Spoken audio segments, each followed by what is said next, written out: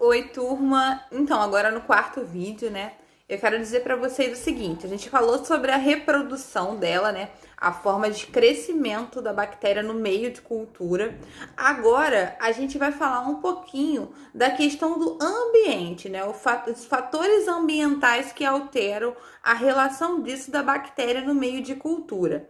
Para a gente continuar essa videoaula, eu peço que vocês vá para a apostila de vocês na página 20, né? Que a gente vai estar falando exatamente dos fatores de crescimento, né? Primeira coisa, a estufa bacteriológica, onde vocês vão colocar essa placa de Petri. Lá no laboratório da escola a gente tem uma estufa. Eu acredito que todos conheçam, mas depois eu vou colocar foto também da estufa. A estufa, gente, ela tá a 37 graus Celsius. Geralmente as bactérias, né, que a gente pesquisa são patogênicas. Bactérias patogênicas, elas ficam aonde? Dentro do nosso corpo, né? Então, toda bactéria que fica, toda a nossa microbiota, como pele, interna e externa, interna seria uma septicemia, quando a gente tem bactéria no sangue, mas a gente também tem doenças sépticas com bactéria no pulmão, bactéria nos rins, né? Então, qualquer órgão podem acometer bactérias e causar sepsis, causar infecções no nosso organismo, né? Mas por que eu tô comentando sobre os locais que essas bactérias crescem? Porque, além de saber os locais, a gente precisa entender que a temperatura interna do corpo humano é 37 graus Celsius. Então, a gente está fazendo para a bactéria uma reação in vitro. A gente já falou isso em sala de aula, mas não custa repetir, né? A gente tem reações em vivo e reações in vitro. As reações em vivo é tudo que acontece naturalmente no nosso corpo, né? Então, o nosso corpo, ele é uma casinha para alguém. Ele é uma casinha para bactérias benéficas que ajudam a manter o nosso organismo em homeostase, ou seja, manter o bom funcionamento dele, como ele também, as bactérias que não são benéficas, elas só ficam lá porque tem um ambiente propício para elas, como qualquer outro micro-organismo. Se a gente for pensar nos vírus, né, o próprio coronavírus, né, ele fica dentro da nossa célula porque é um ambiente confortável para ele e ele consegue se reproduzir, né, e manter-se vivo, né, porque ele também está tentando lutar com o ambiente, porque ele também é uma espécie que quer se manter vivo, porque ele tem condições, né, fisiológicas para se manter vivo. Então, no nosso caso, que a gente está na microbiologia falando de bactérias, né, essas bactérias precisam, né, estar em condições que elas estariam dentro do nosso organismo. Então, a estufa bacteriológica, ela costuma estar em 37 graus Celsius, né? Que é a temperatura interna do nosso corpo. A gente precisa botar essas bactérias dessa maneira para ver chance de crescimento. Além dos nutrientes da placa de agar, que a gente falou nos 3 vídeos anteriores, agora a gente está falando sobre a temperatura. Então, além de ter, né, todo o açúcar, né, glicose, sacarose ou qualquer outro, né, nutrientes que essa bactéria precisa, por isso que a gente tem meios seletivos, né? A gente tem meios para bactérias gram-negativas, meios para bactérias gram-positivas. A gente tem meios específicos, quando a gente fala de um meio só para crescer KPC, um meio só para crescer VRE, um meio só para crescer MARSA, né? Que são bactérias que causam infecções hospitalares. Então, de todo modo, a grosso modo, a gente precisa de quê? Nutrientes e uma temperatura adequada. Tudo bem? Então, a temperatura é importante. Agora, na página 21, no final da 20 para final da 21, a gente vai falar do ponto de vista do oxigênio, né? A gente já falou um pouquinho, né? Bactérias aeróbias só crescem na presença de oxigênio. Bactérias aeróbias é o que a gente mais vê, bactérias aeróbias e bactérias anaeróbias. Bactérias aeróbias crescem na presença de oxigênio. Bactérias anaeróbias, o Nzinho de negação não precisa de oxigênio, né? Então, a gente vai ter dentro das bactérias aeróbias as bactérias aerófilas, né? Que as microaerófilas só vão crescer em baixo teor de oxigênio, né? E aí, nas bactérias, é vida de mãe, gente, tá? Vida de mãe na quarentena, dando aula pra vocês. O vídeo da minha filha saiu e ela pediu pra fazer isso no meio da aula, né? Eu já gravei 5 minutos de aula, a tia não quer voltar. Voltando, bactéria aeróbia só cresce na presença de oxigênio. Microaerófilas, elas vão crescer em oxigênio, mas elas só precisam de um baixo teor de oxigênio. Aí agora a gente vai falar um pouquinho das bactérias anaeróbias, né? Então a gente tem alguns tipos de bactérias anaeróbias. Tem uma chavezinha na página 19, que é da página 20, perdão, que é o finalzinho, que tá assim: estritas só crescem na ausência de oxigênio livre. Elas não conseguem crescer na presença de oxigênio. Então, ela é estrita. Só crescem na ausência de oxigênio livre. E a gente vai ter outro grupo de bactérias anaeróbias.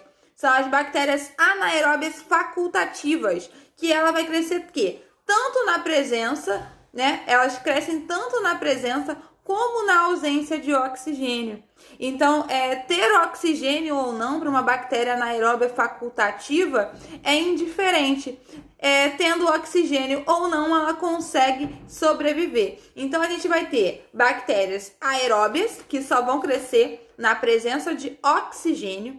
A gente vai ter bactérias microaerófilas, que elas só crescem com baixo teor de oxigênio. A gente vai ter dois tipos de bactérias anaeróbias.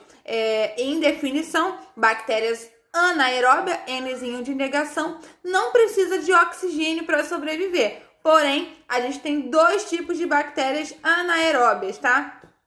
Bactérias anaeróbias estritas, que se ela é estrita, ela só cresce na ausência de oxigênio livre, ou seja, não pode ter oxigênio naquele ambiente. Ou a gente vai ter as bactérias facultativas, que é indiferente se tem oxigênio ou não. Esse tipo de bactéria, ela cresce tanto na presença de oxigênio, quanto não tem presença de oxigênio. Então, é importante gravar, tá? A diferença dessas dois tipos de bactérias com as suas chaves de diferenciação, tá? Então, a gente vai ter aqui bactérias aeróbias restritas, página 21, tá bom, galera? São aquelas que só crescem na presença de oxigênio por utilizarem este composto como receptor final de elétrons, né? Quem é uma bactéria aeróbia restrita, né? Só cresce na presença de oxigênio, né? Se é estrita, ela só vai crescer na capacidade de ter oxigênio ou não. No caso, se ela é aeróbia, ela não vai precisar de oxigênio. É o Acinetobacter. A Acinetobacter a gente encontra muito em suave retal, tá? Colhendo o suave retal do paciente, é uma bactéria que causa muita infecção hospitalar. Tá no grupo das bactérias de infecção hospitalar. Quais são as bactérias que causam infecção hospitalar? MARSA, Acinetobacter, KPC e VRE. Geralmente, para a gente descobrir se o paciente está com Acinetobacter, a gente colhe suave retal, tá? Então, a Acinetobacter é uma bactéria aeróbia restrita. Bactérias anaeróbias facultativas ou apenas facultativas podem crescer tanto em anaerobiose como aerobiose, né? Ou seja, a gente continua falando da mesma coisa. Bactérias anaeróbias facultativas ou apenas facultativas são bactérias que crescem em meio de oxigênio ou não no meio do oxigênio, ou seja, tendo presença ou não de oxigênio, essa bactéria vai crescer. E uma bactéria muito comum que acontece nesse processo é a E. coli, Escherichia coli. Escherichia coli é uma bactéria anaeróbia facultativa, né?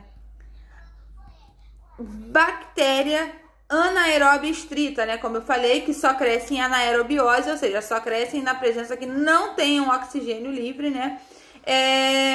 Uma bactéria comum é o Clostridium botulínico. Então, assim, Clostridium cresce muito. Mas, né, Clostridium não é uma patogenia que você vê à torta e à direita no hospital. Uma E. coli você vai ver, a Acinetobacter você vai ver bastante infecção hospitalar. Bactérias microaerófilas só crescem em concentrações de oxigênio, mas ela não exige tanto oxigênio, né? Aquela com baixo teor de oxigênio. Um exemplo disso é o Campylobacter. Também a gente não vê tanto, tá?